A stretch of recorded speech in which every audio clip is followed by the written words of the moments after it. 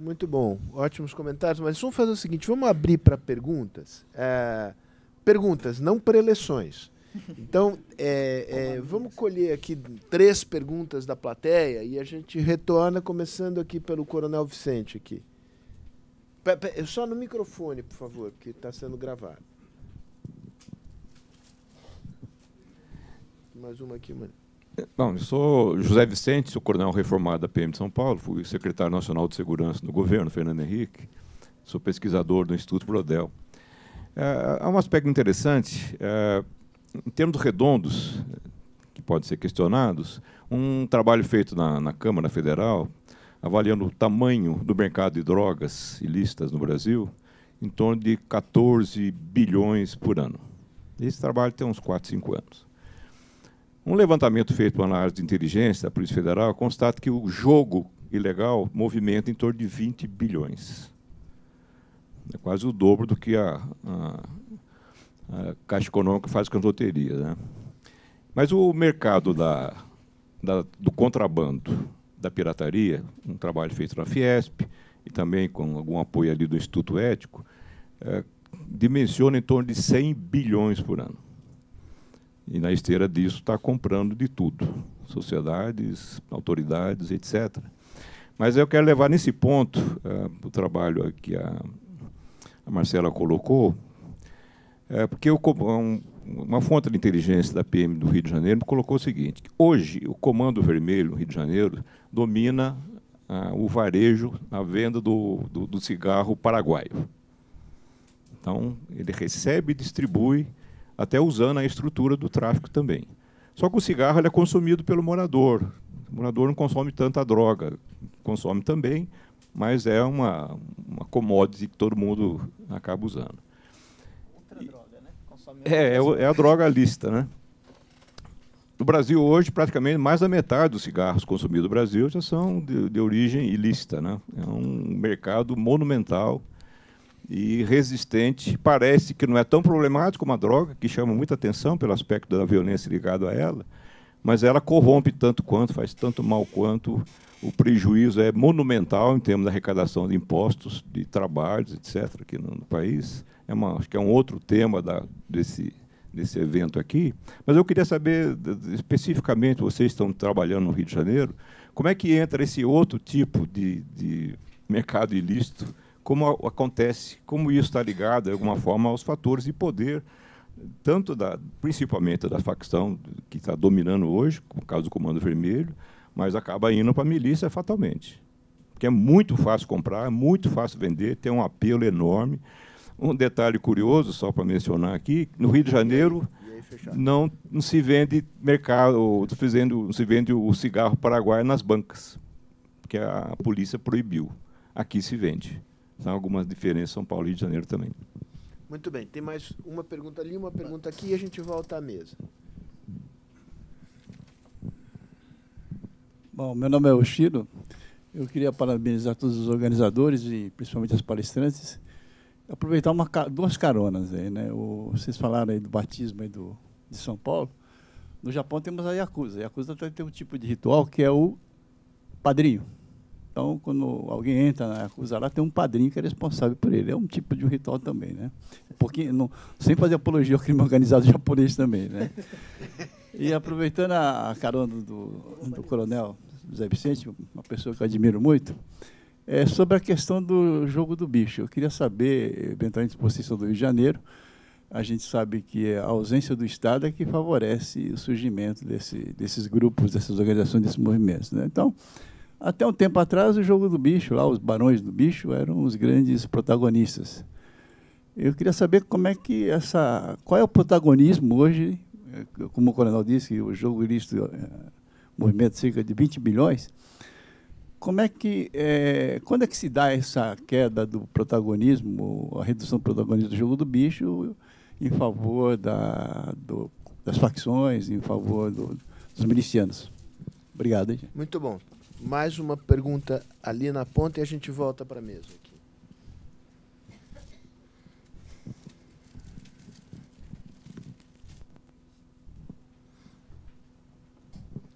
Muito bom dia, meu nome é Igor Cauê, eu sou advogado criminalista, pós-graduando, estudante também de Direito Penal e Criminologia.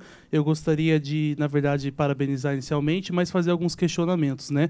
Os dados da violência no estado de São Paulo, nós temos um dado agravante, cada vez mais a partir de 2012, através das políticas não só de drogas, mas também do ativismo judicial e encarceramento em massa, mas pensando também por que o estado de São Paulo não mostra os verdadeiros dados sobre o encarceramento. Por que o Infopem, mesmo fornecendo os dados do Ministério da Justiça, são ainda superficiais diante da verdadeira realidade que nós possuímos hoje dentro do sistema prisional? Nós temos aí um encarceramento de mais de 200 mil pessoas no estado de São Paulo. E quem são essa população que está encarcerada? Qual é o perfil dessa população? São jovens, são os negros, e aí o genocídio, né, a característica do próprio genocídio. O outro fator sobre a representação e a construção da identidade do menino jovem que está na favela ou na periferia, através do patriarcado relacionando a masculinidade como fator de condicionalidade à vivência e replicabilidade da violência dentro do espaço urbano. E como vivenciar um Estado democrático de direito que ainda permite uma polícia militarizada, mesmo após a redemocratização de 88, e pensando ainda que a própria organização militar da própria polícia não consegue combater ativamente as próprias milícias criadas e os acordos, como foi feito na CPI das milícias, como no Rio de Janeiro, que levou ao arquivamento de processos importantes e que permitem hoje falar-se de morte de Marielle, falar de morte de pessoas que nada mais, nada menos são frutos do resultado de um Estado que ainda não aprendeu a dialogar efetivamente, talvez, com uma democracia que não permite mais uma polícia militarizada, mas uma polícia que seja unificada, que pense efetivamente em ordem pública, mas que pense na condicionalidade de investigação e outros fatores. Muito bem. Bom, vocês têm aí, só aqui vocês têm o patriarcado, a unificação das polícias, as estatísticas e a acusa, né? Então vocês têm assim a licença poética de de fazer uma espécie de abordagem seletiva aqui do conjunto, porque tem algumas, inclusive algumas das questões que em particular você colocou, que são mais pertinentes ao segundo painel que trata de políticas, né? Aqui nós estamos fazendo um painel que analisa a dinâmica dos mercados ilícitos. Então, não vamos pedir aqui às nossas bravas pesquisadoras que respondam coisas às quais elas não se propuseram, né? Então, feita essa ressalva, Marcela e Carolina, pela ordem. Marcela. Bom, obrigada pelas perguntas. Eu vou condensar elementos, né, de várias delas para tentar ser mais breve. Começando pelo questionamento do Maurício, se a milícia é máfia, seria a nossa máfia brasileira, eu acho que eu não posso responder essa pergunta, né? Para ser responsável, não tem como, nesse momento, responder essa pergunta, nem sei se em algum momento terei, mas queria dissecar, talvez, alguns elementos que estão em jogo no domínio das milícias para a gente pensar juntos sobre o que constitui o poder que esses grupos milicianos mantêm.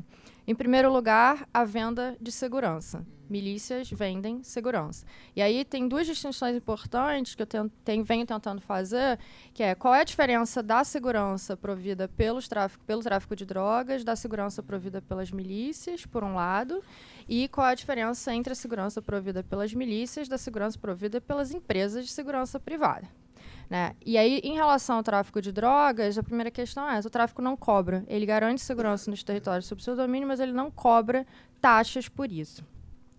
Ele garante, enfim, todos aqueles moradores residentes de favelas sob domínio de certas facções têm garantida segurança, não vão se ver submetidos a certas práticas.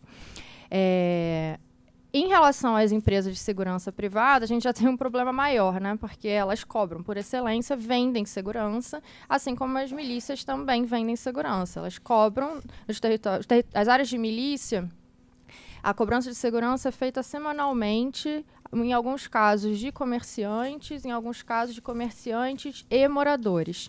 Varia. As taxas são bastante altas. Em uma das áreas que eu acompanhei por mais tempo, na Zona Oeste do Rio, um comerciante, dono de uma lan house, pagava R$40 por semana pela segurança do local. Então, R$160 para a população de baixa renda. Então, realmente um valor muito significativo. O que me parece que é diferencial das milícias as milícias vendem segurança, mas elas usam da violência contra aqueles mesmos que pagam pelas taxas de segurança, né? Elas vão agredir, muitas vezes, dar as várias coças famosas em áreas de milícia contra aqueles que pagam as taxas de segurança.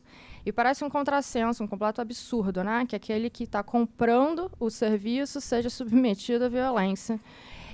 Mas, na verdade, aí entra uma justificativa moral muito significativa que talvez já se aproxime com o questionamento que você fez sobre as ideologias de extrema-direita. Essas coças são coças corretivas, são coças para fazer cidadãos de bem nas áreas de milícia.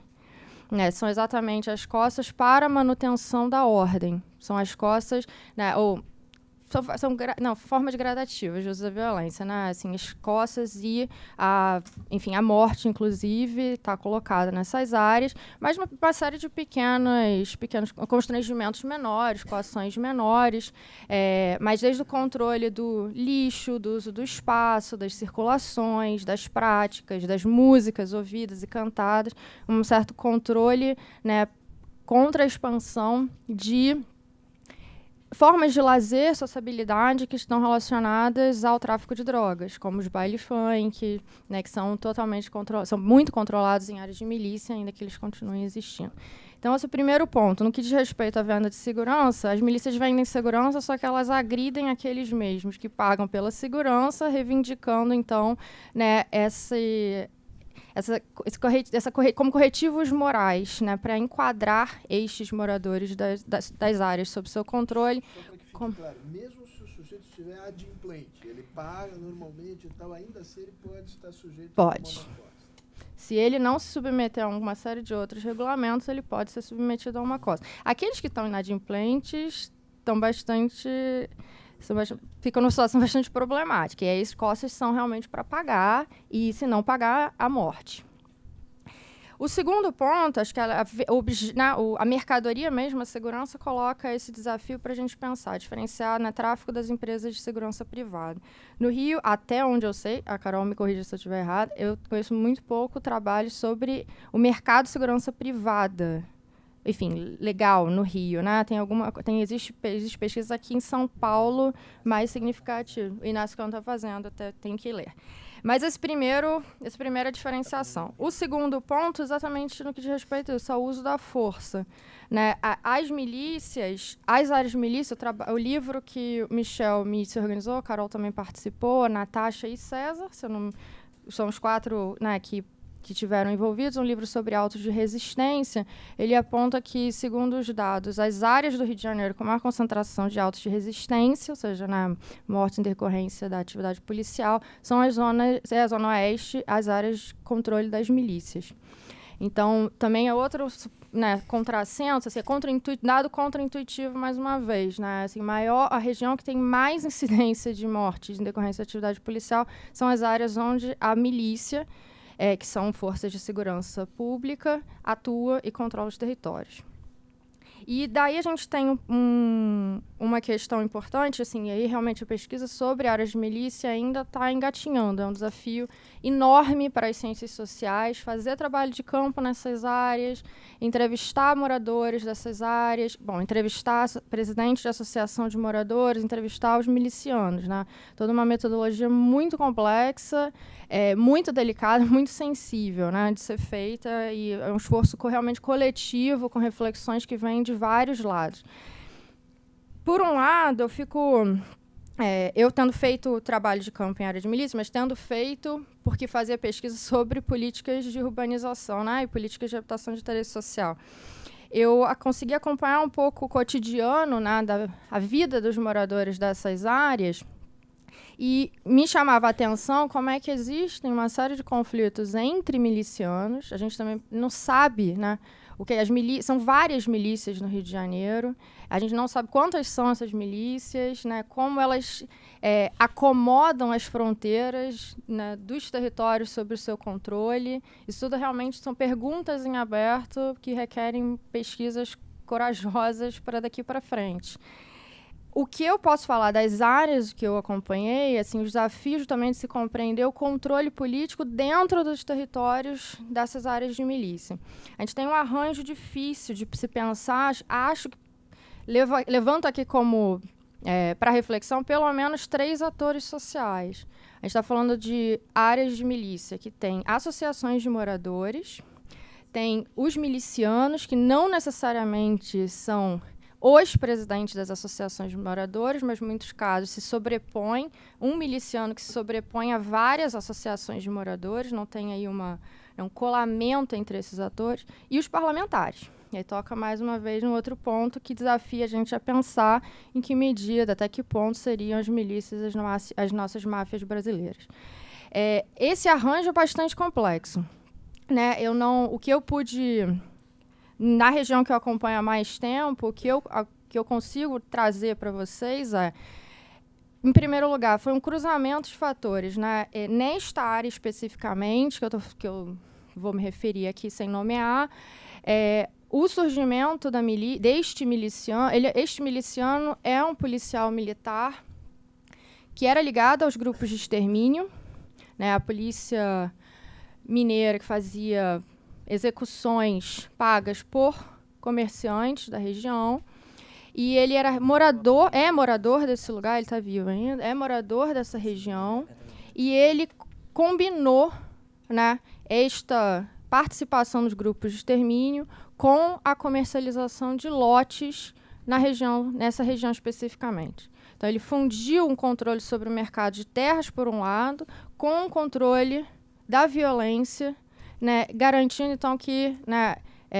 um certo cercamento, né, delimitação dessa área sob sua intervenção. E o que ele fez ao longo dos anos, enfim, sobrepondo ao mercado de lotes, um controle sobre o mercado imobiliário dessa região, né, ao qual ele sobrepôs a venda da segurança. Então, a gente está falando de uma região específica, aí friso uma região específica, né, um mercado de lotes, seguido de um mercado imobiliário, com a sobreposição de um mercado de segurança. Esse é o arranjo que eu conheço mais densamente, né, de mais tempo. Mas isso é um surgimento que aponta, talvez, a hipótese de que haja uma sedentarização dos grupos de extermínio no Rio de Janeiro.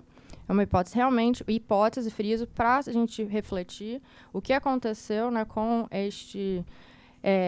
o que foi feito desses vários policiais que se enveredaram, né, por práticas ilegais e, enfim, que tem uma longa tradição no Rio, né, volta aos anos 50, e muito relacionado também ao crescimento do tráfico de drogas. Mas o que a gente teve foi, possivelmente, esse arranjo, uma sedentarização das polícias do grupo de extermínio com sua transformação em milícia, né, mas combinado aí ao controle do mercado de terras e mercado imobiliário em algumas regiões. Não é a única forma de surgimento das milícias. Outros pesquisadores, Alba Zaluar, Inácio Cano, José Alves, têm feito pesquisa sobre também as invasões de áreas de tráfico por certos grupos de policiais militares, que aí, né, tendo conhecimento, né, inteligência sobre o funcionamento dessas áreas, conseguem desarticular o mercado de drogas e impor um domínio de fora com cobrança da taxa de segurança. Um desafio importante para se pensar, e isso é certamente uma questão que me intriga muito, afinal de contas, por que as pessoas se submetem, né, a esse tipo de domínio? É claro que existe extorsão, é um domínio pelo medo, mas fazendo trabalho, e aí eu acho que é o desafio seríssimo que a gente tem para enfrentar, né, politicamente, fazendo trabalho de campo nessas áreas, o que eu ouvi reiteradas vezes é que a milícia é melhor do que o tráfico. E isso é muito delicado de se falar, isso impõe desafios políticos severos, porque significaria, então, que as pessoas estariam aderindo a uma ideologia de extrema-direita de manutenção da ordem, ou a gente tem que pensar uma série de nuances para compreender a obediência que os moradores das áreas de milícia prestam a essas figuras.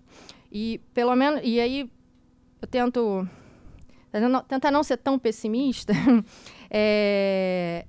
pelo menos nessa área específica que eu conheço melhor, eu tenho tentado pensar em termos de uma certa obediência negativa, uma obediência que não é motivada pela crença na legitimidade desses atores, mas uma obediência que se sustenta pela ideologia do medo.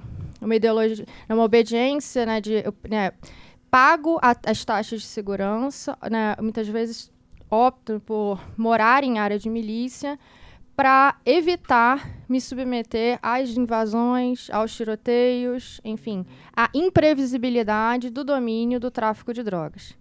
E aí a gente está diante de um cenário bastante complexo, que são as possibilidades de moradia, de construção da vida cotidiana para a população de baixa renda, principalmente do Rio de Janeiro. Morar em favela de tráfico ou área de milícia. Em algum survey recente que eu fiz, de novo, tomando esta área a que eu venho me referindo como referência, a gente identificou um movimento migratório de uma série de favelas da Zona Norte, favelas de tráfico, em direção a essa área de milícia. Duas justificativas preponderavam. Primeiro, a busca por lotes. Existem lotes, existe um mercado de terras, um mercado imobiliário ainda em expansão na Zona Oeste, mas também uma forma de buscar tranquilidade, esse é o termo usado. Não é paz, não é segurança, é tranquilidade. Buscar tranquilidade na área de milícia, mesmo sabendo que é extremamente violento, que os milicianos andam armados, assim como os traficantes, não ostensivamente armados, mas andam armados, que há inúmeros homicídios e coças cotidianas, mas essa tentativa de encontrar ali, em áreas de milícia, ou pelo menos especificamente nessa área que eu me refiro, uma tranquilidade contra a imprevisibilidade do tiroteio, contra a dificuldade de chegar em casa no final do dia, contra não saber o que será dos seus filhos no dia seguinte ou depois, caso haja incursão policial. E aí a gente tem um desafio terrível, que é compreender por que as pessoas estão aderindo a essa forma de política, mas tentar realmente compreender o arranjo entre associações de moradores, os milicianos, os parlamentares. Não é um arranjo fácil, eles não se equivalem, não são as mesmas figuras. Eles se montam e se armam com base no controle de vários mercados que também se arranjam, mercado externo, mercado imobiliário, mercado de segurança, e criam, acho que essa forma, esse território novo no Rio, que são as áreas de milícia.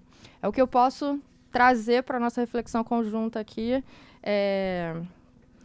e deixo com a Carol responder algumas outras questões. Carol, eu te passo, mas não vou resistir à provocação aqui.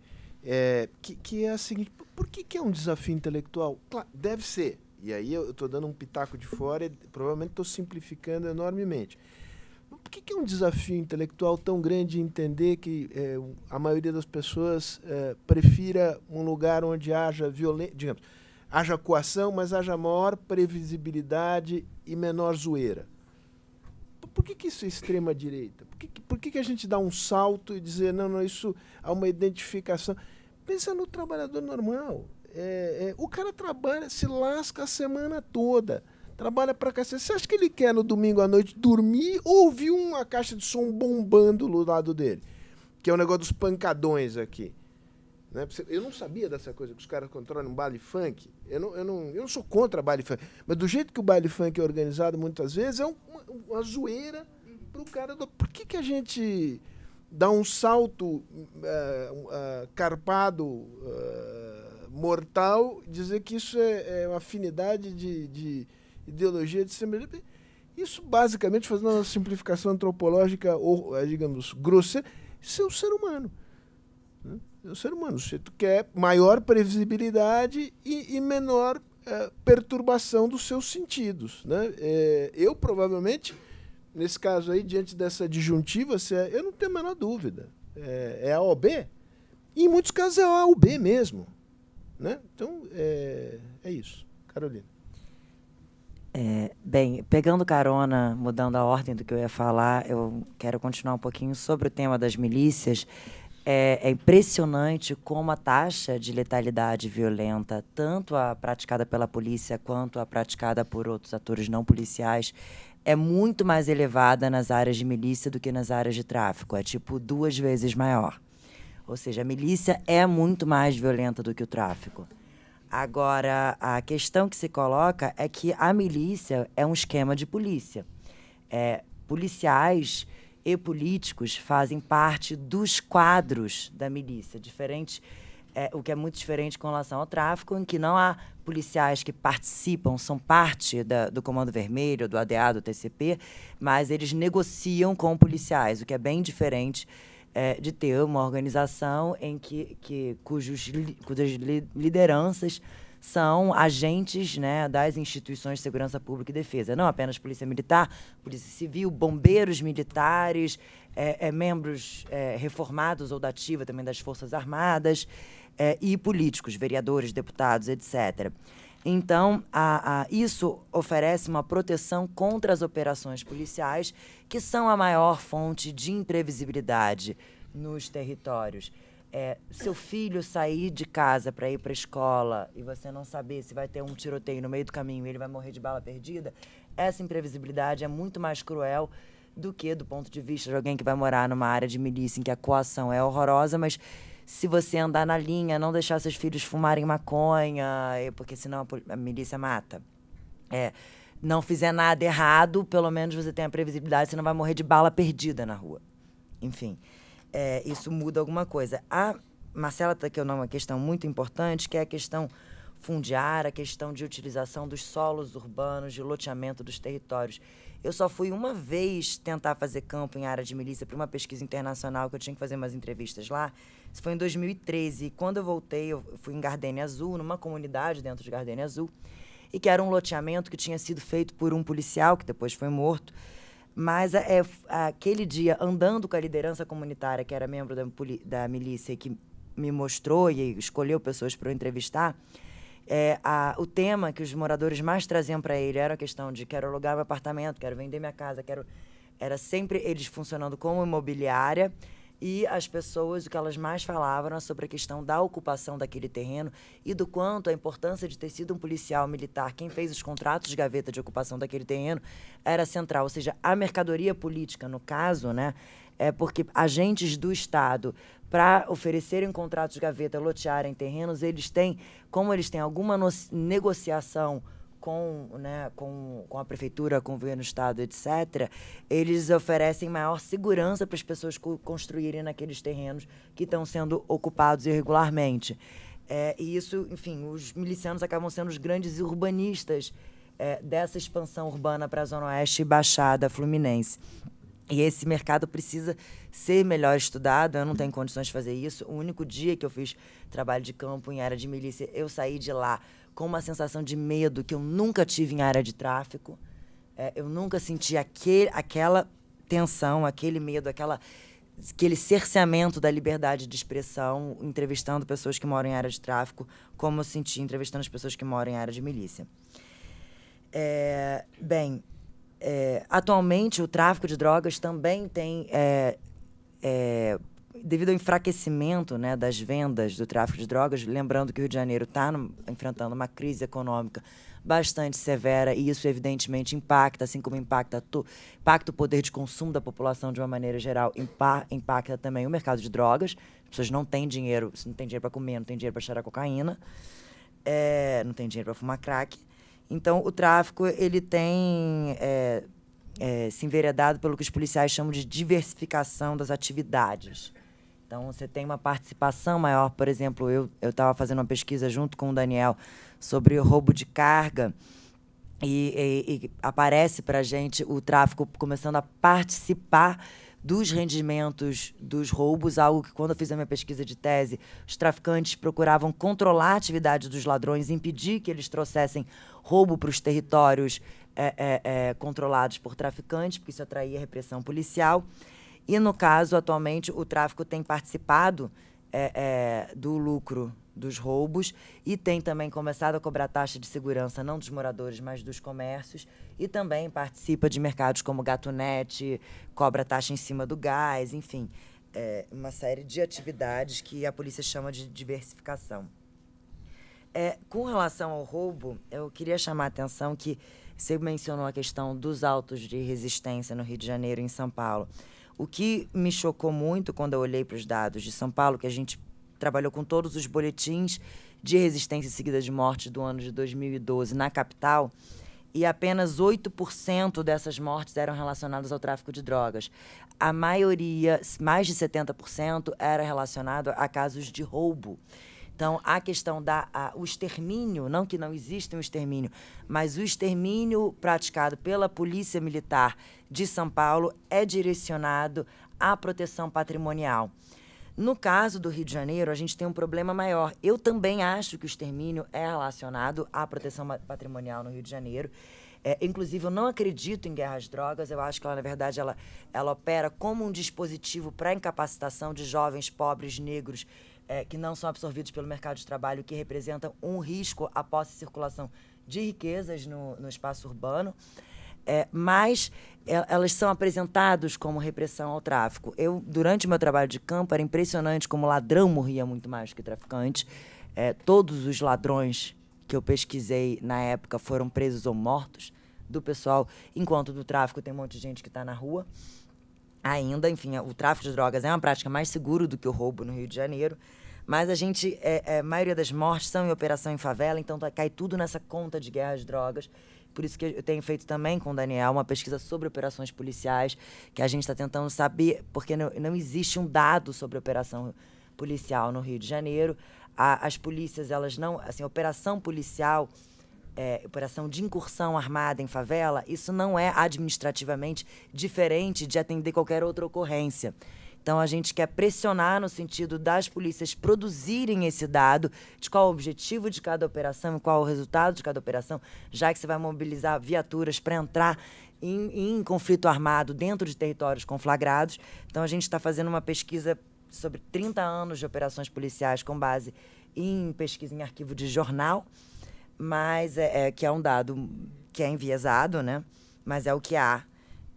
Para pelo menos levantar essa questão de como medir o direcionamento do uso da força do Estado, porque a gente estava justamente pesquisando o roubo de carga, a gente tinha uma hipótese de maior direcionamento para a proteção patrimonial e descobriu que a gente não tinha nenhuma ferramenta para medir o que a polícia está tentando reprimir mais. Apenas, por exemplo, os indicadores de metas no Rio de Janeiro, dos 3 indicadores, 2 são roubo de veículo e roubo de rua, né? Enfim, roubo de veículo e os roubos a transeunte, roubo de rua. Então, eu tenho essa percepção de que a proteção patrimonial acaba sendo mais importante do que o tráfico de drogas, embora exista muito mais mortes relacionadas ao tráfico no Rio de Janeiro. Com relação, quando você fala dos diferentes mercados, a gente tem trabalhado no NECVU, há uma discussão que a gente faz há muito tempo com o Michel Misse, né, no Núcleo de Estudos da Cidadania, Conflito e Violência Urbana, da UFRJ, que é o núcleo em que eu fui formada, né? A gente tem trabalhado a questão da tolerância, como a tolerância moral afeta o volume de violência associado ao mercado ilegal.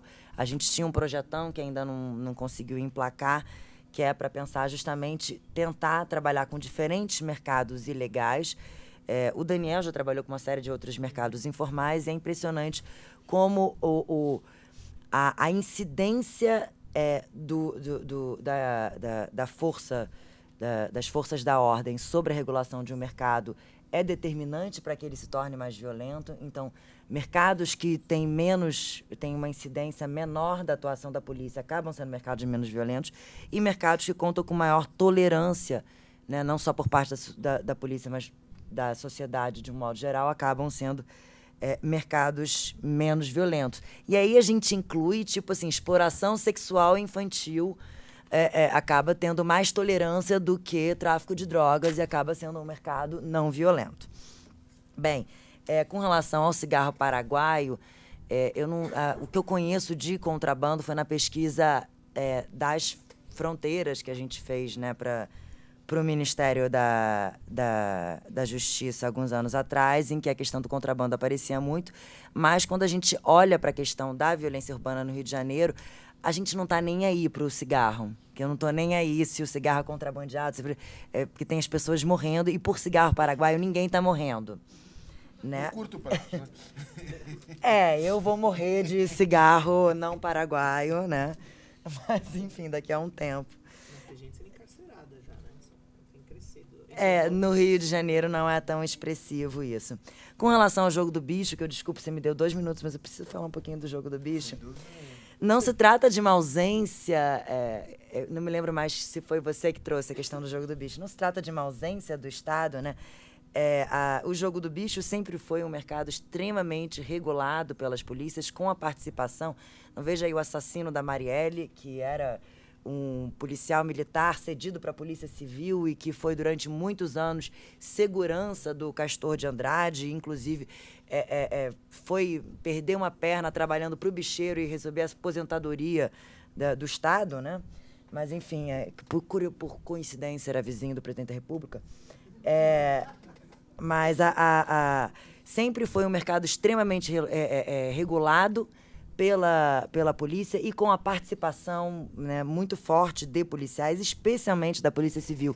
O jogo do bicho, ele direcionou seus negócios para máquinas de caça-níquel e para os bingos. E quando, de repente, você teve mais de 50%, mais da metade, quase todos os bingos da cidade foram fechados, foi quando eu entendi que a Polícia Militar tinha ganhado mais força dentro da Secretaria de Segurança Pública do que a Polícia Civil, no caso do Rio de Janeiro. Mas você tem um mercado de caça-níquel em que todas as favelas, seja de milícia ou de tráfico, sempre vai ter máquina de caça-níquel, e é um esquema de jogo do bicho, que é um esquema tradicional de pontos em que eles vão compartilhar com o dono do bar o rendimento daquelas máquinas, e os donos são os mesmos bicheiros de antigamente, que tem uma repartição territorial que inspirou o modelo das bocas de fumo, mas que não é uma sobreposição do mesmo mercado. Os atores são diferentes. Com relação aí, quando eu falo da Polícia Militar ganhando maior proeminência no Rio de Janeiro, eu acho que isso é uma coisa importante de pontuar. Às vezes a gente acha que o problema da militarização, da segurança pública, da gestão de territórios e populações não é um problema se a polícia é militar ou a polícia civil. Para mim, sinceramente, tanto faz se a polícia é militar ou se a polícia é civil. Tenho minhas dúvidas se o melhor modo de organização da polícia é o militar ou o civil. A militarização da gestão de populações e territórios independe disso. A gente vê a própria polícia civil opera os controles de maneira militarizada, a maneira como os controles operam, como a vigilância da circulação de populações em territórios. Quando a gente está falando de militarização, a gente está falando isso, no controle dos fluxos de populações em territórios, na extração de dados e na gestão de um modelo colonial, como se faz a gestão de certas populações e territórios. O Rio de Janeiro lida de maneira colonial com as suas próprias favelas, São Paulo lida de maneira colonial com as suas próprias periferias. Então, é disso que a gente está falando quando fala de militarização. Qual a melhor maneira da polícia se organizar? Eu juro que eu não sei. Isso aí é um problema de polícia. Mas eu acho que a gente não pode confundir as coisas. E por fim, com relação à questão do Infopem, a gente tem que saber que produção de dados, estatísticas, é um problema no Brasil inteiro, e a transitividade de presos no sistema carcerário, a questão que a gente chega à conclusão quando tenta pesquisar isso é que as secretarias de administração penitenciária nos estados todos, elas não sabem quem está preso e quem não está. A verdade é essa. Pelas quentinhas, em muitos lugares, pela comida. Eles não sabem quem está na cadeia, quem não. Por isso que eles cumprem mandados de busca e apreensão contra pessoas que já estão presas e confundindo gente com outra. É uma loucura. Então, a questão de produção de dados melhores sobre isso é fundamental. Enfim, eu acho que alguns assuntos eu vou deixar de fora, porque eu já passei muito do meu tempo. A gente vai ter que deixar de fora, porque a gente está no limite dessa mesa e ainda temos uma próxima mesa praticamente sem intervalo. Eu não vou impedir que as pessoas, evidentemente, saiam da sala, mas a gente vai rodar aqui a mesa sem interrupção. Uma última palavra só para concluir essa discussão que eu achei absolutamente fascinante, que é compreender que essas situações de imbricamento entre o que é lícito e o que é ilícito vão gerando situações, algumas situações que são instáveis, mas são de algum tipo de equilíbrio social, econômico e político. E você precisa compreendê-las muito bem, e a etnografia é muito útil nesse sentido, para saber que tipo de intervenção é possível fazer. Porque se trata, digamos, fazer uma metáfora médica, se trata muitas vezes, digamos, de você conseguir drenar o abscesso sem espalhar a infecção. Quer dizer, você pode provocar situações de maior violência, de maior desordem, consequências não pretendidas de ações públicas mal desenhadas. E aí a gente tem inúmeros exemplos, e varia de mercado para mercado.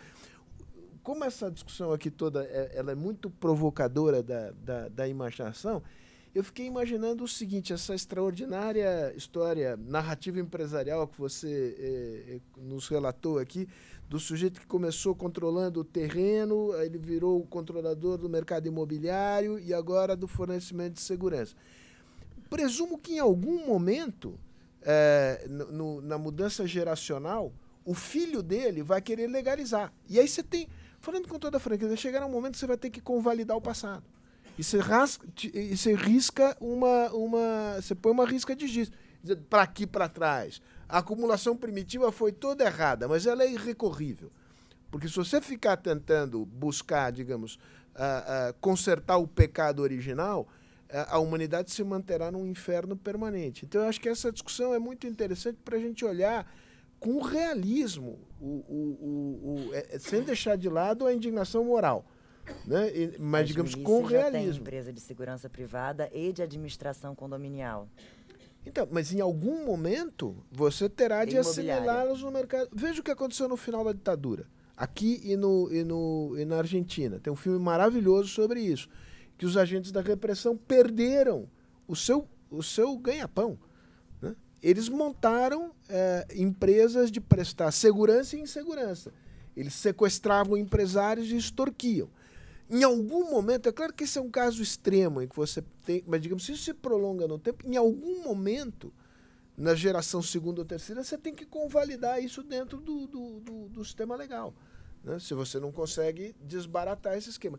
No caso da ilicitude, em sociedades como a brasileira, a ideia de que você vai purgar a sociedade e que você vai ser, em algum momento você vai fazer uma espécie de clean slate dessa coisa, aqui, né? Isso, digamos, isso é uma fantasia que pode levar a situações... Aí sim, digamos, isso é o que alimenta a indústria da punição, digamos, dos programas policiais, que são, digamos, não tem nenhum tipo de resultado efetivo e benéfico para a população na ponta. Bom, eu já disse demais, que realmente eu gostei extraordinariamente daqui da apresentação.